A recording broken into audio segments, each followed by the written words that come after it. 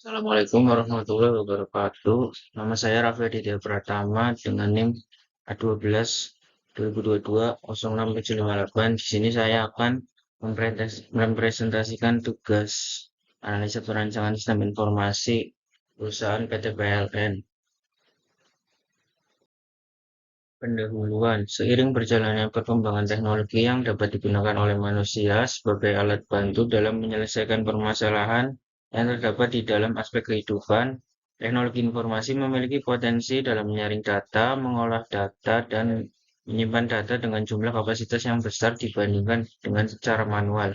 Semakin pesatnya perkembangan teknologi saat ini memerlukan adanya kesiapan sumber daya yang berkualitas seperti penggunaan perangkat keras dan perangkat lunak yang disertai fasilitas yang memadai. Sejarah perusahaan. Sejarah PT PLN Persero berdiri pada 27 Oktober 1945, di mana Presiden Soekarno membentuk Jabatan Listrik dan Gas yang berada di bawah Departemen Pekerjaan Umum dan Tenaga untuk mengelola pembangkit listrik yang dimiliki saat itu dengan kapasitas total 157,5 megawatt. Perusahaan berkembang melewati beberapa fase perubahan bentuk hingga pada tahun 1994 sesuai PP nomor 23 tahun 1994 menjadi perusahaan perseroan atau Persero, PT Perusahaan Listrik Negara atau disingkat PT PLN Persero berdasarkan Akta 169 tanggal 30 Juli 1994 dari Sucipto Notaris.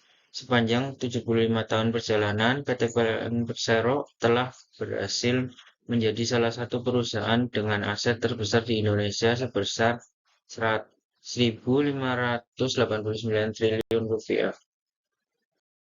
Visi dan misi.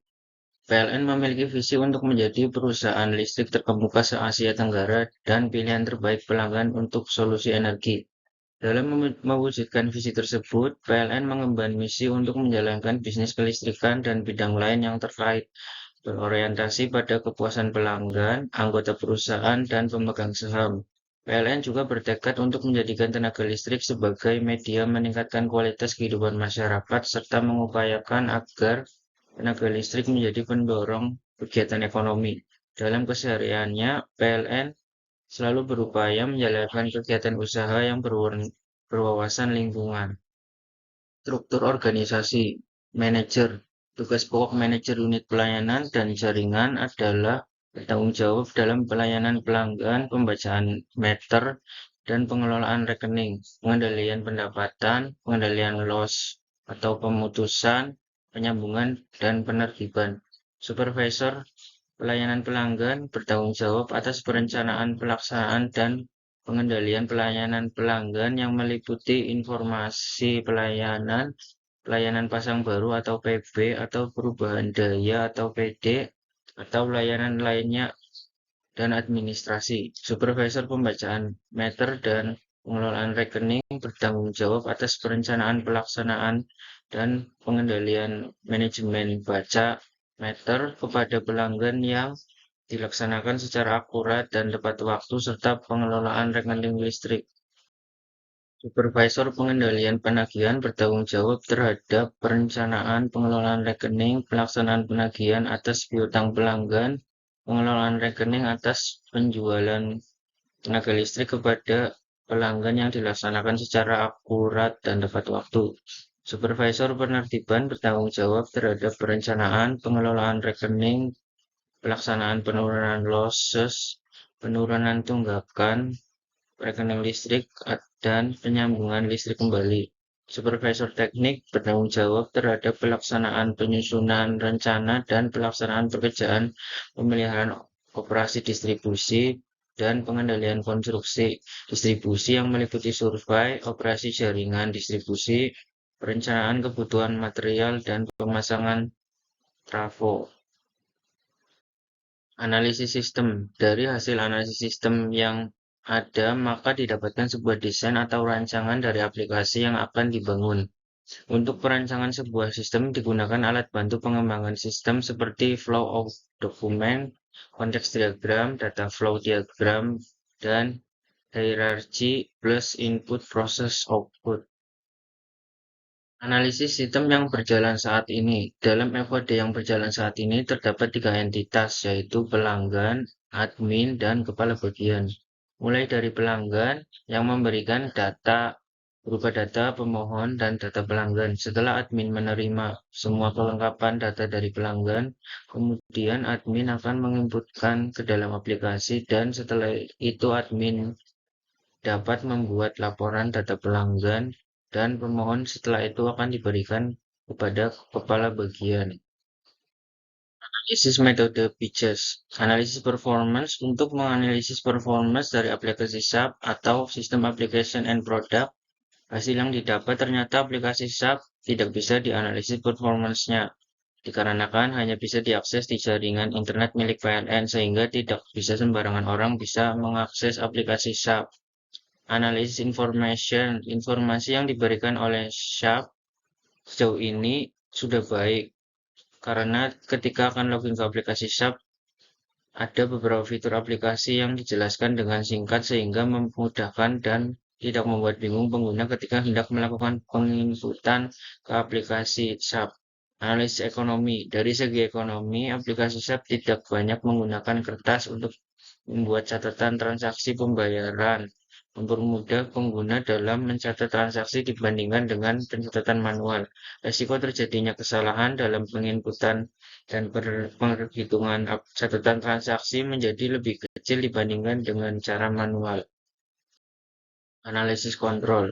Pada aplikasi SAP menggunakan website, alat ukur keamanan berada pada level medium, yang berarti aplikasi SAP hanya dapat diakses di lingkungan PLN saja menggunakan jaringan internet milik PLN.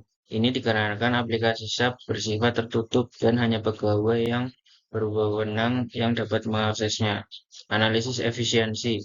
Pada aplikasi SAP telah dimiliki efisiensi yang baik karena sistem yang ada telah dapat digunakan dengan baik dan juga dapat menghasilkan output yang diharapkan. Dengan adanya aplikasi SAP ini dapat meningkatkan kinerja dan memudahkan untuk menginput tagihan pembayaran secara sistematis sehingga sangat mengefisiensi waktu jika dibandingkan dengan cara manual.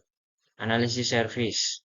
Hal ini tidak terlalu berdampak kepada pengguna dikarenakan SAP sendiri adalah sebuah aplikasi yang dikhususkan untuk membantu kinerja pegawai, bukan untuk menyediakan informasi seperti sebuah website pada umumnya, serta struktur menu pada aplikasi dapat dengan mudah dipahami. Analisis kebutuhan sistem secara fungsional. PTLN perlu memiliki kemampuan untuk menghasilkan listrik melalui berbagai sumber energi seperti pembangkit listrik tenaga air, pembangkit listrik tenaga uap, dan sumber energi terbarukan seperti angin dan surya.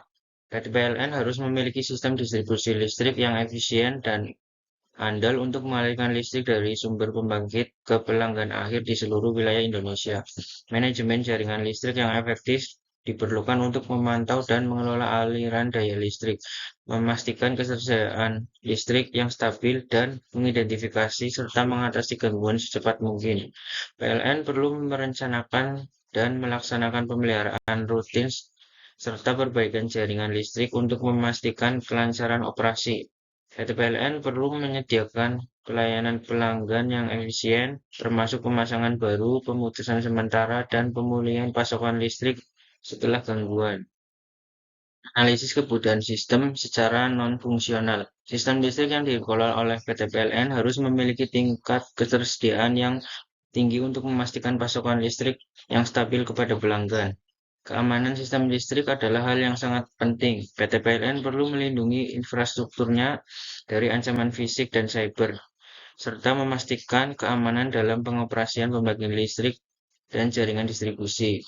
Sistem harus memberikan kinerja yang baik dengan waktu respon yang cepat dan kecepatan transmisi data yang memadai.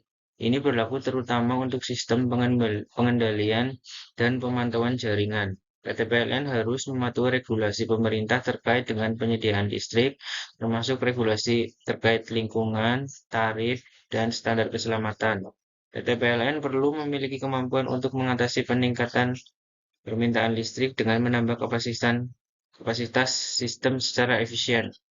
Sumber daya manusia yang berkualitas penting untuk mengoperasikan dan mengelola sistem listrik dengan baik.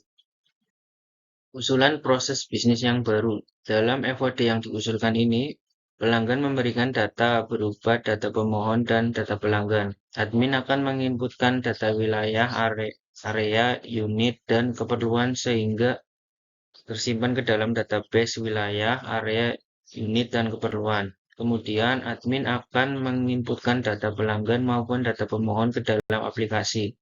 Data tersebut tersimpan ke dalam database masing-masing.